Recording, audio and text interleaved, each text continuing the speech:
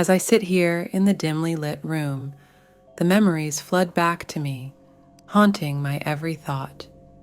It all began when I decided to adopt 3 children, thinking it would bring joy and purpose to my life.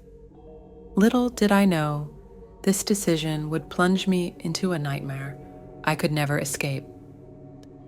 The house, a towering Victorian relic, stood on the outskirts of a small, desolated town. Its ornate architecture concealed the darkness that lurked within. From the moment I stepped inside, a shiver raced down my spine, but I dismissed it as mere nerves. I couldn't have imagined the horrors that awaited me.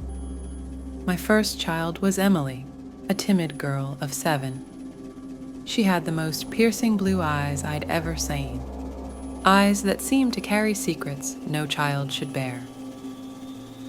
Emily rarely spoke and spent most of her time in the attic, which she referred to as her special place. I thought she just needed time to adjust, but as days turned into weeks, I grew uneasy. Late one night, I heard whispers emanating from the attic. Creeping up the creaking staircase, I pushed open the door to find Emily hoodled in a corner, her eyes fixed on a dusty, old mirror. In the dim reflection, I saw a sinister figure lurking behind her, its distorted face twisted into a grotesque smile. I grabbed Emily and fled the attic, but I couldn't shake the feeling that something had taken residence there. The second child, Michael, was 9 and a wild spirit. He often spoke of a friend named Mr. Shadows, who played with him in the garden. I assumed it was his way of coping with the trauma of his past. But one evening, as I watched him through the window, I saw Michael engaged in a chilling game of hide and seek with an unseen presence. He giggled as invisible hands tugged at his clothes, pulling him deeper into the darkness. I rushed outside, but Michael was gone, vanished without a trace. Desperation gripped me as I searched the garden, calling out his name. That's when I heard his voice, faint but unmistakable, coming from beneath the ground. I grabbed a shovel and began to dig, my heart pounding. As the dirt fell away, I uncovered an old, rotting coffin, and within it, Michael, his eyes wide with terror. I pulled him out, gasping for breath, and we fled the garden. The final child, Sarah, was 11 and the most enigmatic of them all. She had an uncanny ability to predict future events with chilling accuracy. I brushed it off as coincidence until one fateful night when she warned me of an impending danger.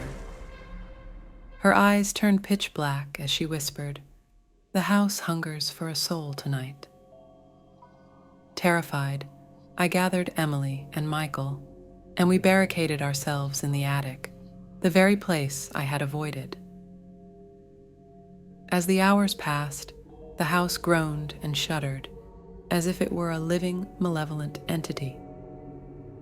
Shadows danced on the walls, and the temperature plummeted. I clung to the children, trying to comfort them, but they were as scared as I was.